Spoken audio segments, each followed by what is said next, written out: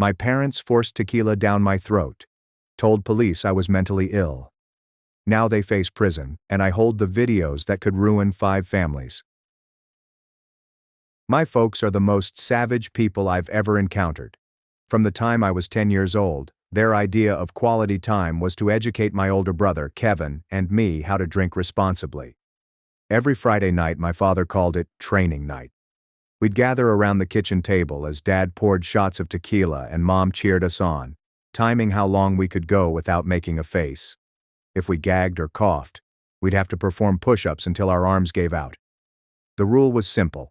The family that drank together stayed together. It was the same rule that their parents, grandparents, and great-grandparents used.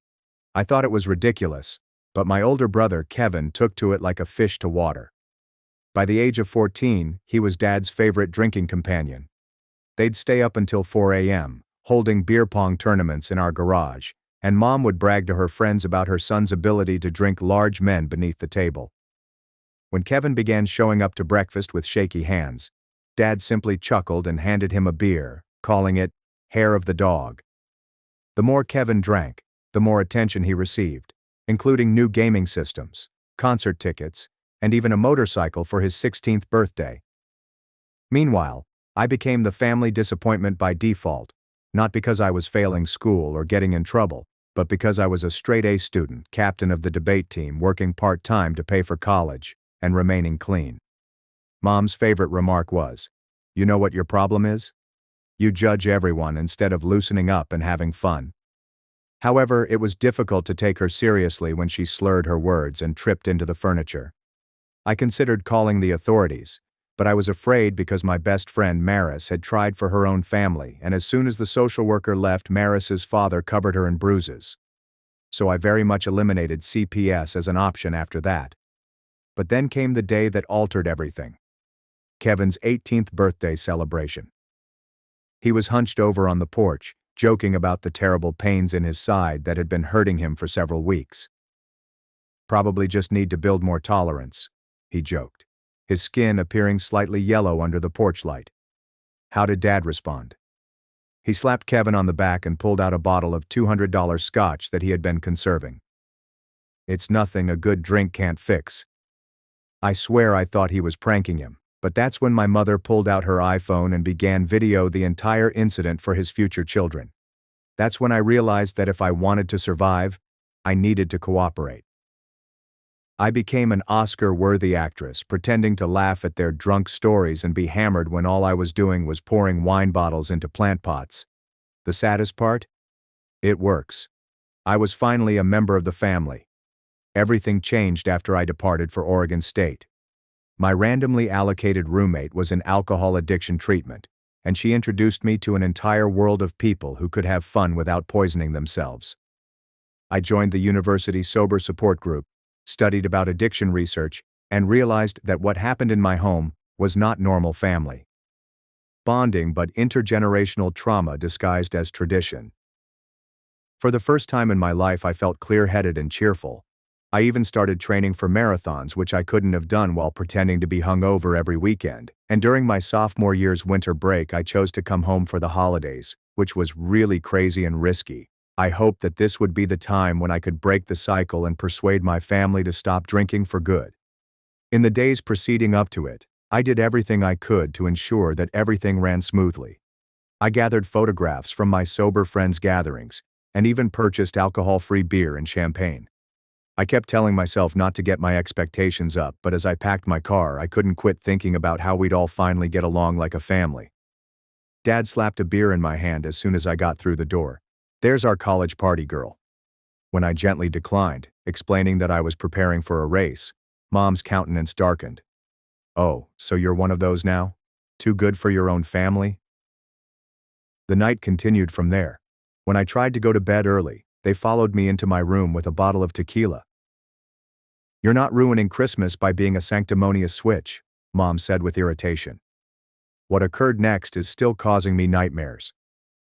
Dad locked my arms while Mom tried to push the bottle into my mouth. I kept my jaw clenched shut, tears flowing down my cheeks, till Dad seized my nose and cut off my oxygen. When I finally gulped for air, Mom poured tequila down my throat. I vomited right away and they laughed. She's out of practice. They spent the next hour attempting to push more booze into me as I fought and shouted. Kevin stared from the doorway, too inebriated to help even if he wanted to. I feigned to pass out, and when they finally departed, I used my phone to record them through my cracked door, joking about breaking me back in. I then called 911 from my closet. The sirens became louder, piercing through the night air. Through my closet door, I saw Mom and Dad halt mid-laugh, their expressions turning from enjoyment to terror. Mom dropped the tequila bottle, which smashed on the hardwood floors. "Did you hear that?" Mom's voice shifted from hammering to crisp in seconds. Dad stumbled to the window and pulled aside the curtain. Red and blue lights reflected on his face. Someone called the cops. They both turned to face my chamber. I remained completely motionless, phone clenched in my sweaty palm, hoping they would assume I was still unconscious. My throat stung from the forced booze, and puke clung to my clothing. "Check to see if she's actually unconscious," Dad instructed. "You check," Mom said back. "This is your fault for pushing too hard." "My fault? You're the one who poured it down her throat." Their dispute allowed me time to get out of the closet and sit on my bed, eyes closed, breathing shallowly. Heavy footsteps approached. Dad's hand gripped my shoulder and shook fiercely. "She's out cold," he said. The doorbell rang, followed by an authoritative knock. "Police, open up." Mom hurried for the Febreze, spraying it all over the house while kicking broken glass under the couch. "Kevin, get down here and act normal." I heard Kevin stagger down the stairs, colliding with walls.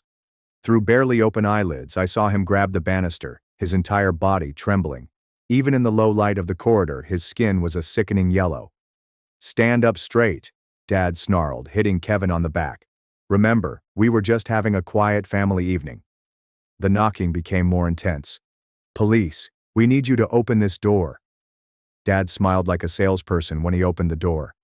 Two officers stood on our porch, their hands resting on utility belts. "Evening, officers. Something wrong?" "We received a 911 call from this address," the taller officer stated, peeking past Dad into the house. "Report of a disturbance."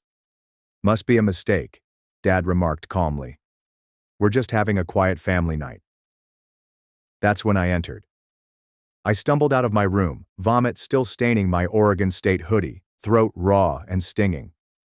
The policeman's gaze quickly focused on me. "Miss, are you all right?" the female cop inquired, stepping forward. Before I could say anything, Mom ran over and wrapped her arm around me. "Oh, officers, I'm so sorry. Our daughter's been having some mental health issues since she went to college. She's been acting out." "She's been unstable for months," Dad said, his voice full of phony concern. "We've been trying to get her help, but she refuses. Tonight she had another episode." I tried talking, but my throat felt like sandpaper. The words came out raspy. "They forced alcohol down my throat." Mom tightened her hold on my shoulder. "See? She makes up these stories. We found her drinking alone in her room.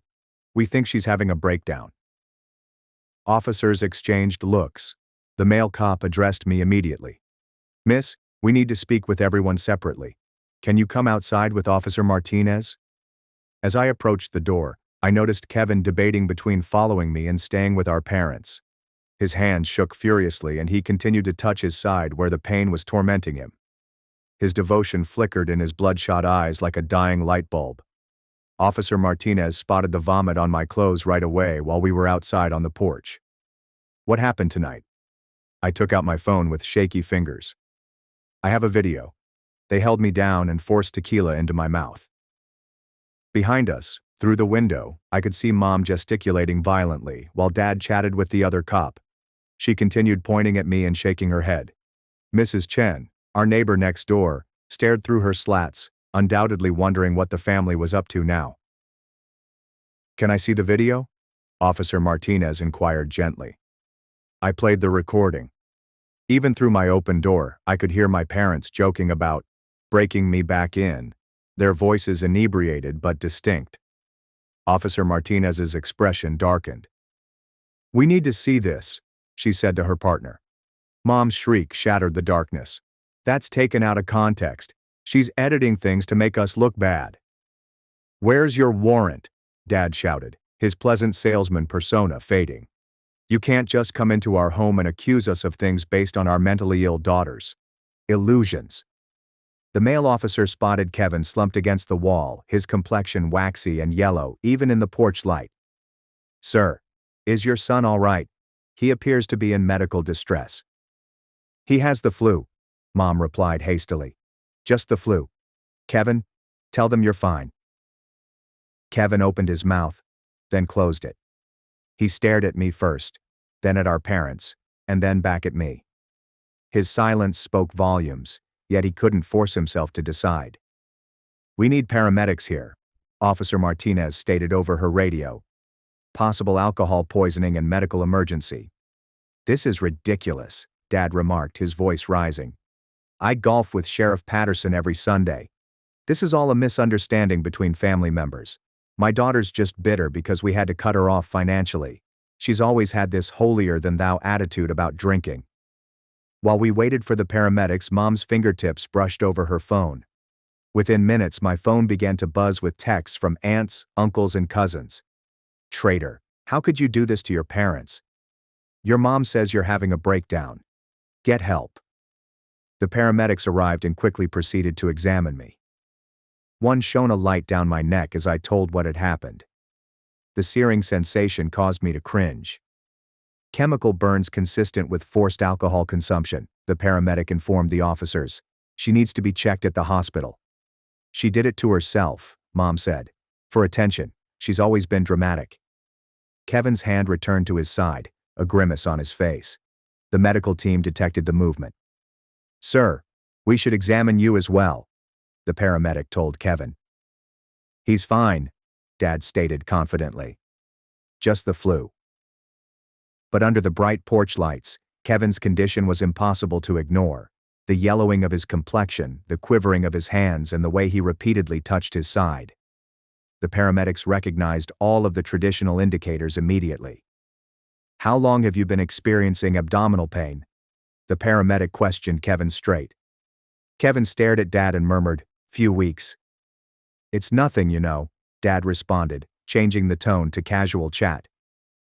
Sheriff Patterson and I were just talking about situations like this at poker last week, families having disagreements that get blown out of proportion. He continually asserts, these things are better handled privately. The threat was not subtle. Officer Martinez stiffened his jaw. Sir, we're going to need everyone to come to the station. Formal statements. I'm calling our lawyer, Mom stated. This is harassment. Our daughter is sick. And instead of getting her psychiatric help, you're enabling her delusions. The officers started collecting evidence. They collected the smashed tequila bottle, photographed my vomit-covered clothes, and documented the incident. Dad clenched his fists as they worked, his jaw rigid with barely contained wrath. My phone kept buzzing. Mom had sent a group text to her entire extended family. Please pray for us. My name is having another episode and I called the police on us. We're heartbroken. She needs mental help but refuses to get it. The responses came in immediately. Uncle Ray. The ungrateful brat. Aunt Carla. After all you've done for her. Cousin Mark. Not all children deserve decent parents. At the station we were separated for questioning. I sat in a small room, my throat still stinging, as Officer Martinez took my statement. Into the glass I saw Uncle Mike, Mom's brother, running into the parking lot. He had been their drinking partner for 3 decades and happened to be a lawyer. My client won't be answering any questions, he declared, storming into the station like he owned it. His breath smelled of whiskey. That's when things took an unexpected turn. Uncle Mike produced a folder with documents. My clients have been concerned about their daughter's mental health for years. Here's the documentation. Officer Martinez glanced through the papers. I got glimpses of medical documents from years ago. My heart fell as I knew them from when I was 16 and refused to drink on Thanksgiving. My parents had taken me to the doctor, alleging that I was exhibiting antisocial behavior and paranoid beliefs regarding drinking. These forms indicate a pattern of mental instability. Uncle Mike explained calmly. My clients have been dealing with this for years. They pay for her college, her apartment, everything. And this is how she repays them. My phone vibrated with a text from Kevin. Why couldn't you just pretend for one more night? The treachery hurt deeper than the booze burns in my throat. Even now, after seeing them shove liquor down my throat, he still believed I was the problem. Officer Martinez departed to talk with her partner. Through the door, I could hear Mom's voice traveling down the corridor. She's always been jealous of Kevin. He's successful, popular, and knows how to have fun. She's just bitter and wants to tear our family apart. Martinez returned with a carefully bland expression. The video evidence is concerning, but your parents' lawyer is arguing it's taken out of context. Without Kevin's cooperation, it's your word against theirs. What about my throat? The burns?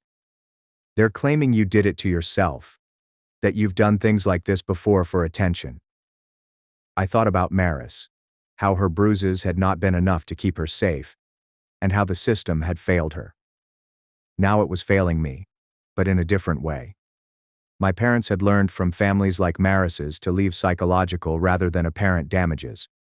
Create a paper trail that makes the victim appear insane. We'll need to look into this further, Martinez said.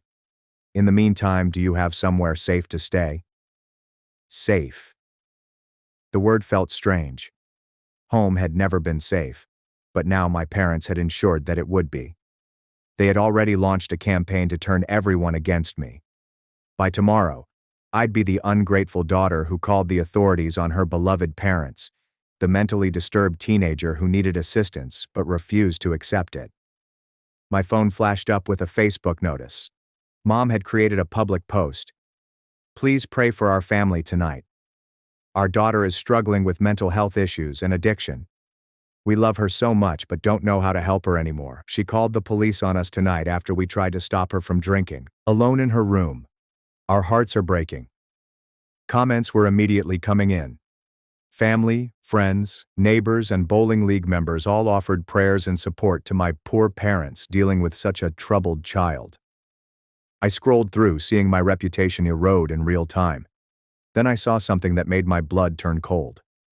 Mr. Davidson, my father's golf mate who worked at the local news station, commented, "So sorry to hear this, buddy. Let me know if you need anything. By tomorrow, this will be more than just family gossip." Dad was already 3 steps ahead, transforming me into the antagonist in a scenario in which I was the victim. The man who had trapped my arms as my mother poured poison down my mouth would be portrayed as a caring parent. The woman who referred to me as a sanctimonious witch would be the heartbroken mother. The station's fluorescent lights made things seem strange as I sat there, watching my life unfold on a phone screen. Officer Martinez had left to make copies of my evidence, leaving me alone with my thoughts and the incessant buzz of notifications. Each ping felt like an additional nail in my coffin. Mom's Facebook post went viral in our little neighborhood, with 67 comments and counting. The bowling league president volunteered to set up a prayer circle. Dad's golf mates were organizing a fundraising for my treatment. Even my high school English teacher had mentioned that she had always felt something was off. My palms shook as I scanned the messages. Then one caused me to freeze. It came from Benji, the bartender at my folks' favorite watering establishment. Kevin's been coming to AA meetings at the church, 3 months now. Your parents don't know. Before I could digest this shocking news, Uncle Mike returned to the room, briefcase in hand. He slammed down a stack of paper thick enough to kill a small creature. These are your parents' financial records, showing they pay your tuition, rent, car insurance, health insurance, even your phone bill. You're completely dependent on them. He took out another document. And this is a withdrawal form, already prepared. 1 signature from them, and you're cut off from everything. Is that really what you want? Officer Martinez returned, staring at us with hardly hidden displeasure. Sir, you can't threaten a witness. I'm not threatening anyone, Uncle Mike stated calmly. I'm simply explaining the family dynamics to help my niece make an informed decision. My phone rang with a text from my roommate. Your mom just friended me on Facebook. She's asking really weird questions about your mental health. What should I do? The walls felt as if they were closing in. Mom was already working her angles, attempting to turn my support system against me. I presented the text to Martinez, who took note but appeared increasingly overwhelmed by the familial drama unfolding. "Look," Uncle Mike said with a whiskey-like breath that made me scream, "your parents are willing to forget this whole misunderstanding. They'll even pay for therapy, real therapy, not whatever experimental nonsense you've been doing at college.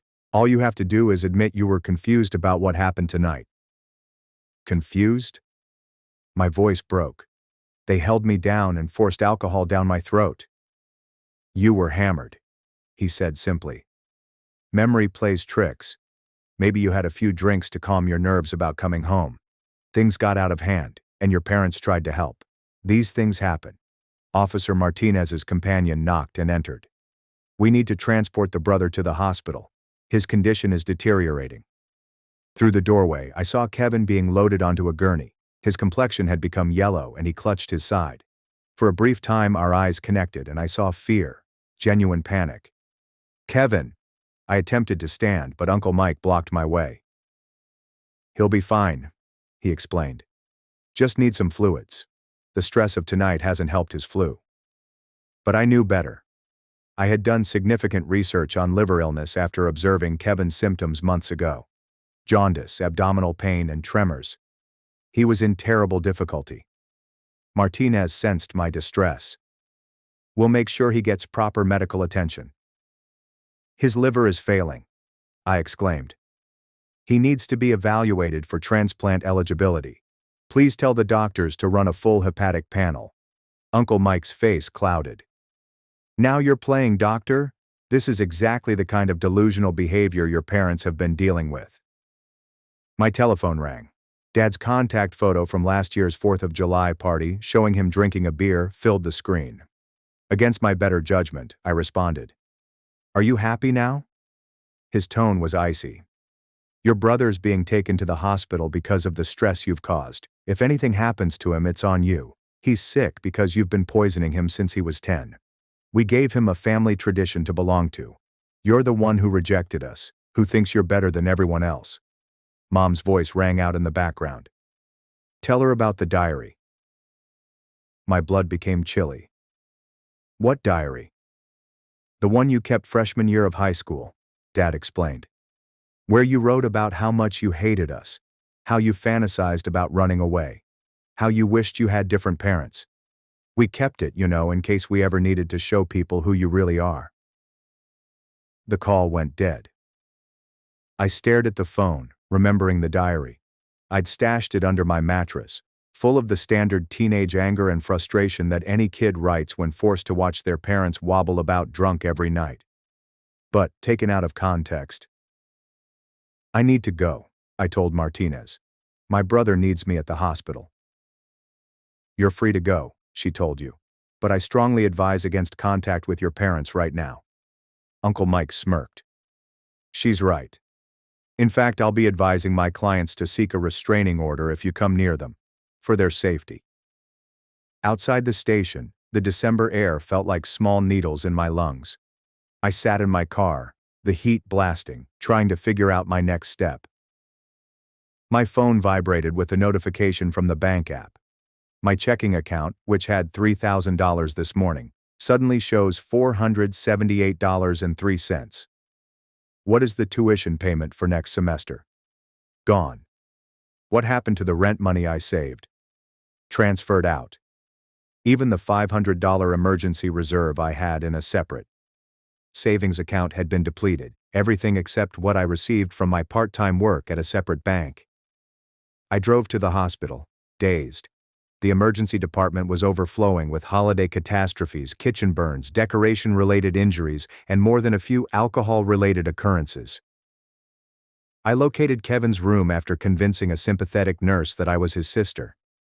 He appeared tiny on the hospital bed, with IVs running into both arms. The strong overhead lighting made his jaundice impossible to overlook. Alexandra, his girlfriend, sat alongside him, her hand covering her still flat stomach. "You shouldn't be here," she replied without looking at me. "Your parents said you're having some kind of breakdown." "David, please, you know that's not true." She eventually met my gaze, and I noticed she had been crying. Do I? You called the cops on them, on Christmas. Kevin's been throwing up blood because of the stress. He's throwing up blood because his liver is failing. The doctor said it's acute gastritis brought on by stress, she protested. Your parents explained everything about how you've been unstable since you went to college, how you joined some weird sobriety cult. I wanted to shout. Even here, with Kevin dying in front of us, my parents' narrative prevailed. Benji told me Kevin's been going to AA meetings. Alexandra's face turned white. That's not. He wouldn't. 3 months, I said. He's been trying to get sober. Ask him when he wakes up. Get out. Her voice was soft but forceful. Get out before I call security. I left, but not before photographing Kevin's chart hanging on the door. The doctor's notes mentioned increased liver enzymes and probable cirrhosis, and suggested additional testing. Nothing about gastritis. In the parking garage, I sat in my car and finally allowed myself to cry. Everything was falling apart quicker than I could handle. My family had turned against me, my finances were ruined, and my brother was dying while everyone blamed me. My telephone rang. Maris. I heard what happened, she stated without elaborating. Mom saw your mom's Facebook post. Jess, I believe you, she interjected. I know what it's like when parents flip the script. But listen, you need to be careful. My dad called your dad after he saw the post. They were on the phone for an hour. My stomach sank. What did they talk about? I don't know, but I heard my dad mention something about coordinating stories and protecting family traditions. They're planning something. After we hung up, I drove to the only location I could think of, the 24-hour gym where I prepare for marathons. Physical weariness has always been my means of escaping and processing trauma. I ran on the treadmill until my legs screamed, attempting to escape the reality of my circumstances. Around 3 a.m., my phone vibrated with an email from my college roommate. The subject line made my heart drop. I'm worried about you. She forwarded a message from my mother, who had written a 3-page letter concerning my declining mental health, complete with made-up occurrences and warped versions of true events. Mom claimed I was drinking heavily at school, that I joined a cult-like sobriety group that urged members to cut off contact with their families, and that I had become paranoid and delusional. The worst part was how convincing she made it sound. Every untruth was coded in just enough truth to appear credible.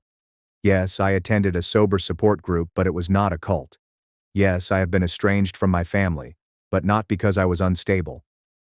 I prepared a thoughtful answer to my roommate, including screenshots of my parents drinking, images from social media, proof of Kevin's hospital trips, and a link to an essay about familial alcoholism and gaslighting. But even as I pushed submit, I wondered if it was enough. The following morning, I awoke in my car in the gym parking lot. My phone had blown up overnight with 17 missed calls from various relatives and 43 text messages, each more accusatory than the previous. Only one message stuck out. It came from Dr. Chen, a doctor who lived next door to my parents. I saw what happened last night. If you need a medical professional to verify your injuries, I'm willing to help.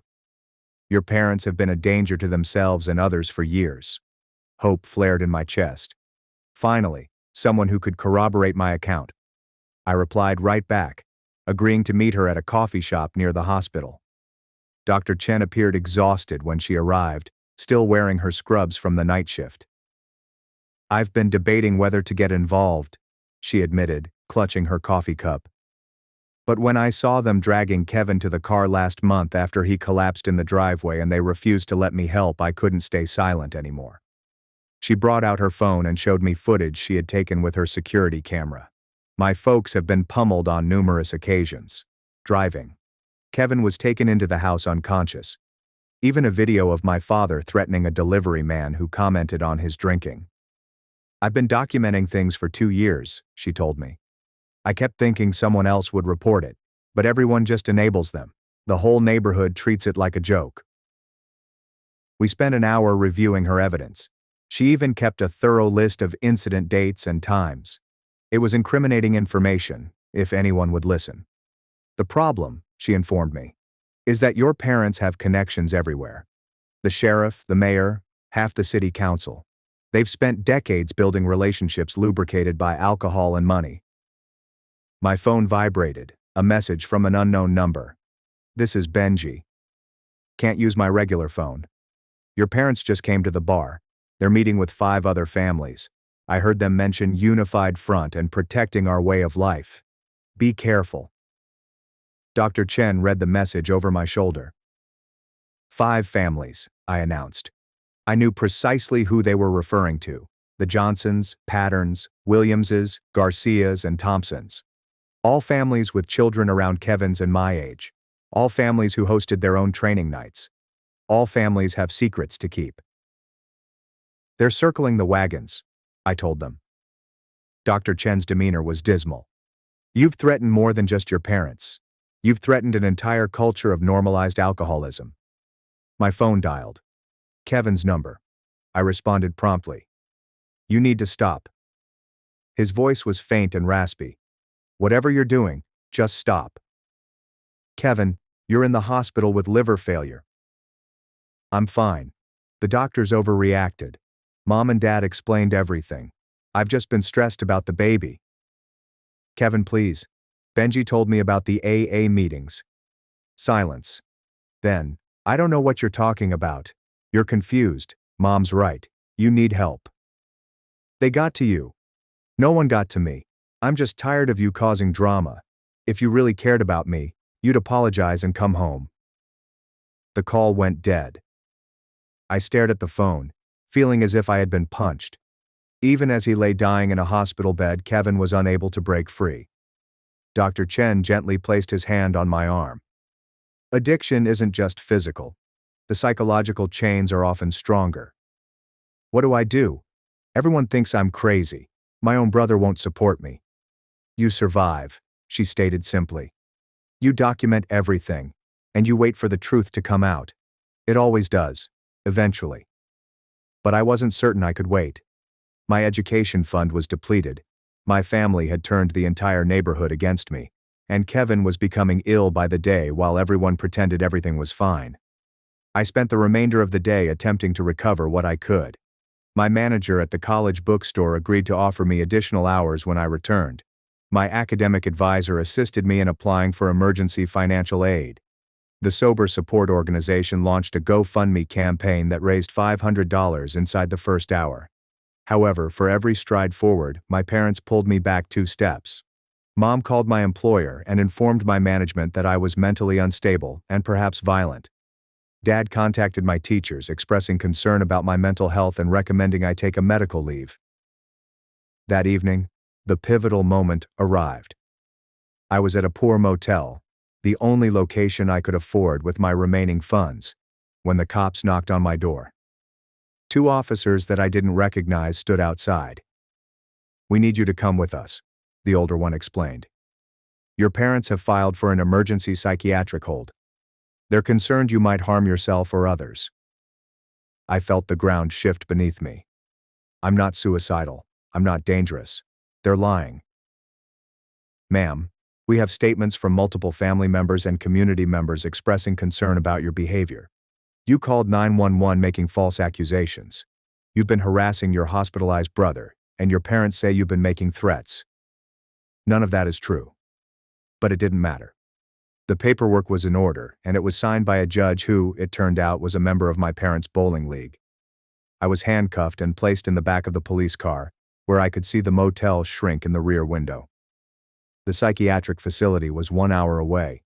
During intake, I attempted to explain what was actually going on, but the more I talked about my parents shoving alcohol down my throat and the community plot to quiet me, the more insane I sounded. The intake nurse said, "Have you been taking any substances?" Number, I'm sober. I've been sober for 2 years.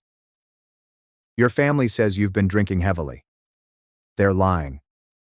She made a note. Everything I said was twisted. My marathon training developed into obsessive exercise behavior. My work with the sober support group turned into cult involvement.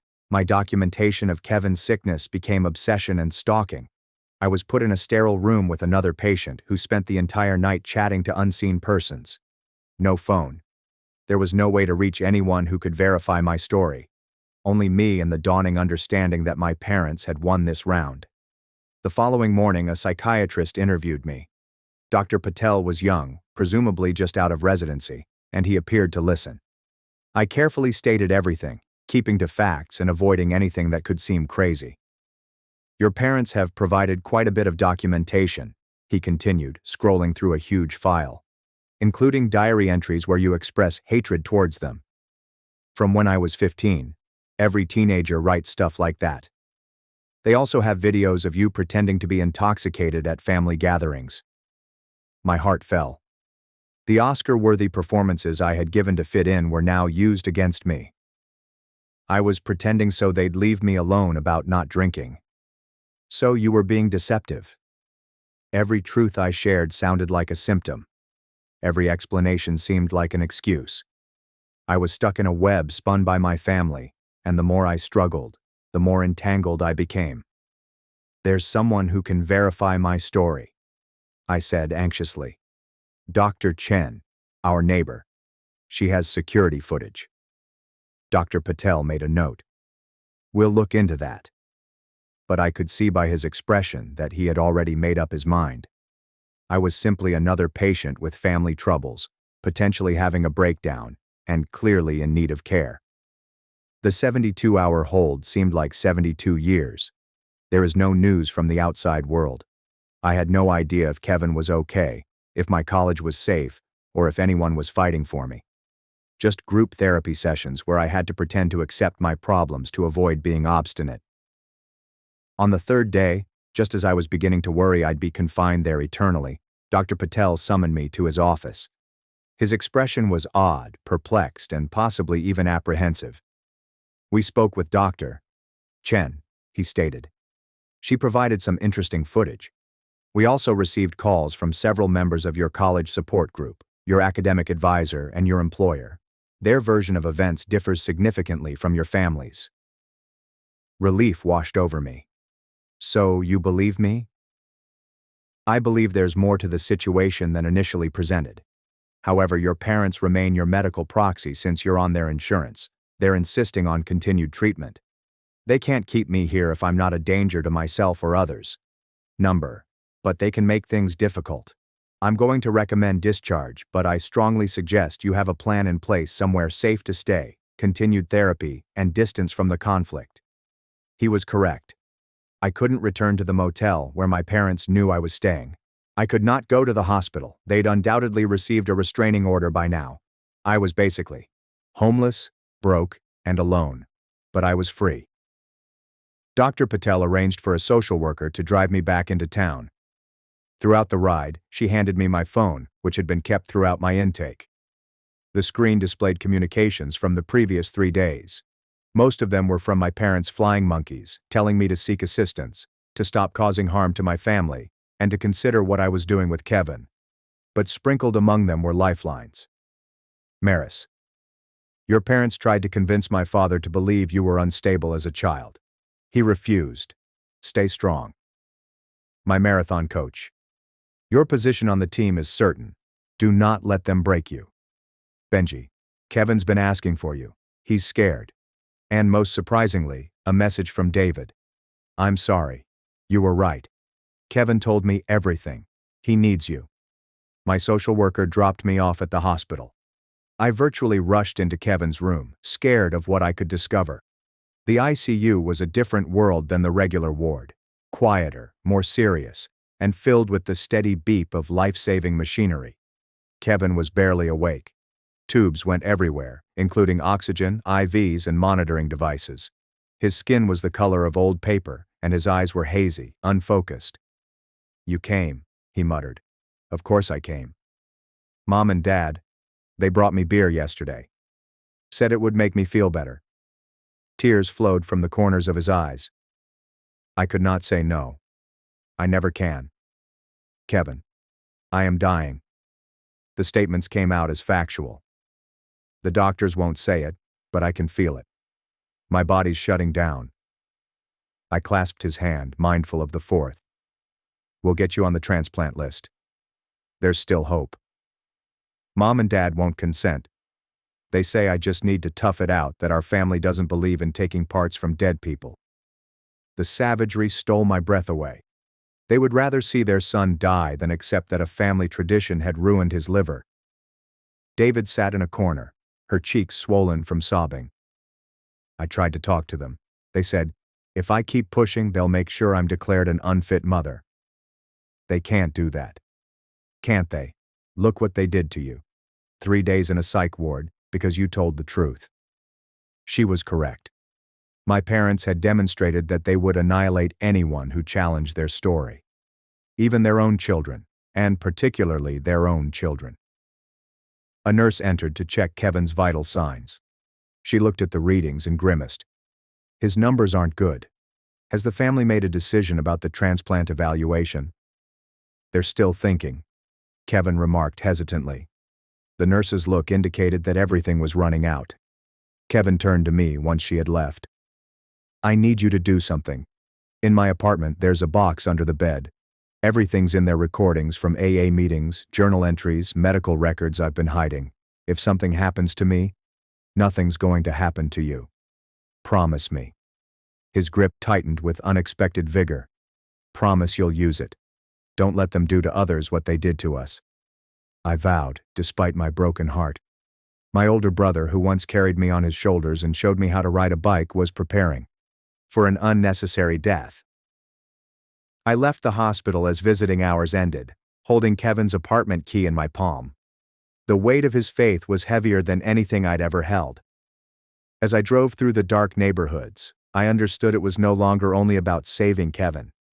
It was about stopping a cycle that had devastated generations of our family. And if my parents desired war, they were going to get it.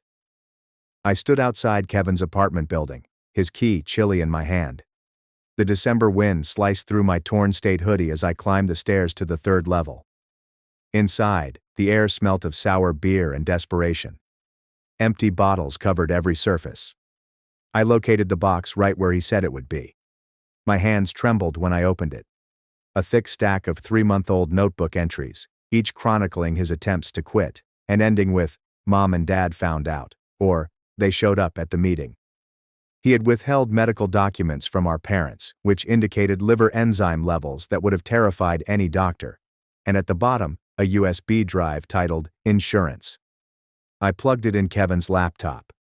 Kevin covertly recorded our parents putting alcohol on him when he refused. Mom poured alcohol into his orange juice for breakfast. His father threatened to kick him out if he went to rehab and disgraced the family. The final video was from last week when Kevin begged them to let him get help. Dad responded by shattering Kevin's AA chips with a hammer. David, my phone buzzed. Kevin's asking for you. Hurry back. At the hospital, I discovered mayhem. Mom and Dad were in Kevin's room with their lawyer, paperwork laid out on his bed. Kevin appeared considerably worse than before as his breathing labored. Sign here, Mom said, pressing the pen into Kevin's quivering fingers. Power of attorney. For all your medical decisions. Stop! I barged through the door. Dad's face turned purple. Security! This woman has a restraining order. But I was already at Kevin's bedside, throwing the papers aside. Kevin, don't sign anything. I have your videos and everything you documented. Mom reached for the USB disk in my hand, but David came in between us. I called them, she told me. I couldn't let them do this anymore. 2 security officers emerged, as did Dr. Chen, who had been waiting in the hallway. I'm this patient's physician, she lied with ease. Everyone out, except the immediate family. We are an immediate family, Dad growled. The patient has requested that only his sister remain, Dr. Chen added while reviewing Kevin's paperwork. His condition is critical. Please respect his wishes. Uncle Mike began to argue, but Dr. Chen stopped him. Sir, this is a medical emergency. Leave now, or I'll have security escort you out. Mom yelled at me before they went. This isn't over. When we were alone, Kevin gripped my hand hesitantly. Play the videos. For the doctors. For everyone. Dr. Chen contacted the hospital's patient advocate and on-call psychiatrist. We watched Kevin's documentary together. The psychiatrist's face became progressively dismal. "This is clear evidence of abuse," she stated. "We need to contact Adult Protective Services immediately." "And the transplant evaluation?" I inquired. "We'll expedite it. With proper documentation of forced alcohol consumption, he could qualify despite the addiction." Kevin's eyes lit up with hope for the first time in years. But I knew our parents would not give up lightly. Within an hour, the hospital administrator arrived, accompanied by Uncle Mike and a judge, another golf buddy of Dad's. "We have a court order," the administrator explained sheepishly. "The parents retain medical decision-making authority." "Based on what?" Dr. Chen insisted.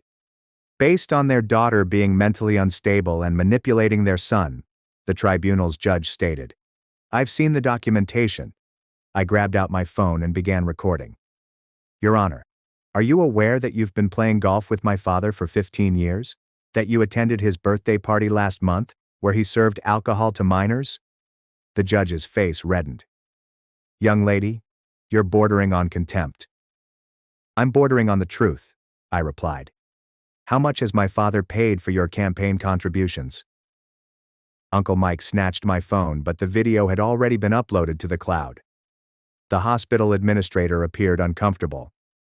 "Perhaps we should review this matter more thoroughly." That's when Maris's father entered. My heart fell until I noticed his expression, determined but not menacing. "I'm here to provide testimony," he stated, "about what really happened when my daughter called CPS years ago, about how these families coordinate to silence their children." Following him were 3 additional parents from the other training night families, but they were not present to support my parents. They came here to confess. "My son is in rehab," Mrs. Johnson explained quietly. "Has been 6 months. I couldn't say anything because..." She looked at my parents, who had just stormed back in. "Because we all agreed," Mr. Peters said, "to protect the tradition. But my daughter tried to call herself last year. She's 15 inches. The room erupted. Dad raged about disloyalty and family loyalty. Mom said that they were all liars, jealous of our close-knit family. Uncle Mike threatened litigation against everyone, but the dam had cracked. Mrs. Garcia took out her phone and showed images of injuries on her son's arms from when he refused to drink. Mr. Thompson admitted to surreptitiously attending Al-Anon sessions, fearing his wife would find out. The judge hurriedly excused himself after realizing the gravity of the situation. The administrator requested more security and social services. During the pandemonium, I observed Kevin's monitor begin to alarm. His breathing became more laborious, and his skin turned grayish. "He needs the transplant list right now," Dr. Chen stated urgently. "We're running out of time." "I consent," I replied. "As his sister, you have no authority," Uncle Mike interjected. "Actually, she does," David said, stepping forward with a document. "Kevin and I got married yesterday, in the hospital chapel, and I'm designating her as our medical proxy." Mom's cry could definitely be heard 3 floors below. "You manipulative little..." "Enough," said the psychiatrist, standing up. "I'm placing a psychiatric hold on both parents for evaluation. Their behavior is erratic and potentially dangerous." "You can't do that," Dad charged at her, but security intervened. As my parents were led out, still yelling about lawsuits and family betrayal, I noticed something shatter in their eyes, the understanding that their power was finally, completely gone. The following hours blurred together. Kevin was sent to the transplant list as a status 1, the highest priority. The other families gave police testimonies detailing years of forced alcohol consumption and child abuse. Adult Protective Services launched investigations into all 5 families. I sat beside Kevin's bed, holding his hand while machines kept him alive. David sat on the opposite side, her hand protectively covering her tummy. "I'm sorry," Kevin mumbled, "for not standing up to them, for letting you fight alone." "Don't," I replied. "Just focus on getting better." "The baby," he explained to David. "Promise me. No alcohol. Ever." "Never," she insisted. "We're breaking the cycle." Dr. Chen arrived with news. We found a match, a liver. Surgery is in 2 hours. Kevin squeezed my hand. If I don't make it, you will. But if I don't, use everything. The videos, the journals. Don't let them hurt anyone else.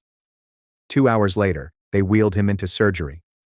David and I waited in the waiting room, surrounded by the remnants of our family. My phone had been buzzing nonstop. Aunts, uncles, cousins. Everyone is choosing sides. The neighborhood Facebook page had erupted with debates about family values against kids' safety. Benji messaged, "Your parents just got banned from the bar. Finally, proud of you." Maris entered with coffee and sat next to me. "My dad is filing charges," she stated. "For what happened when I was 15, others are too." "It's destroying everything," I explained. "No," she replied. "It's revealing what was already destroyed." 8 hours later, the surgeon emerged. The transplant was successful. He's stable. David and I tumbled on one another, sobbing. Kevin would live. He would meet his daughter. He would have a second opportunity. But the fight was not done. The legal skirmishes became more intense over the next few days, while Kevin recovered. When my parents were freed from their psychiatric detention, they recruited the best lawyers money could buy. They sued the hospital, the physicians, myself, David, and even the other families who had spoken up. I spent my days commuting between Kevin's bedside and legal appointments. The university bookstore had to let me go because I had missed too much work. My lecturers assigned incomplete grades. My marathon training has come to an end completely. However, things changed gradually. The police inquiry revealed years of recorded maltreatment in all 5 homes. The district attorney, who was not a member of my parents' golf network, pursued criminal charges. Child Protective Services took 3 younger siblings from their homes. Kevin improved on a daily basis. The jaundice on his skin faded. His hands stopped shaking. For the first time since he was 10, he was truly sober. "I want to go to rehab," he said to me one morning. "After I'm released, 90 days. Learn how to live without it. Mom and Dad will, I don't care what they do anymore." His voice was more powerful than I had heard in years. "I'm done living for their approval." David had documented everything for their daughter. "So she knows," she explained. "So she understands why we don't see your grandparents." The trials started 3 months later. I testified for several hours about training nights, forced consumption, and the Christmas assault. Kevin testified on video from rehab. The other families' children shared their stories. My parents' response was predictable. We were ungrateful children who shattered a treasured family tradition. But the evidence was overwhelming. The videos, medical records, the witnesses. They were convicted of several counts of child endangerment and assault. The penalty was for 2 years. But there was something. The true penalty was the devastation of their reputation, social network, and everything they had built on the foundation of booze and control. I returned to Oregon State in the fall. My financial aid arrived, and I worked 3 jobs to fund the remainder. The sober support group welcomed me back with open arms.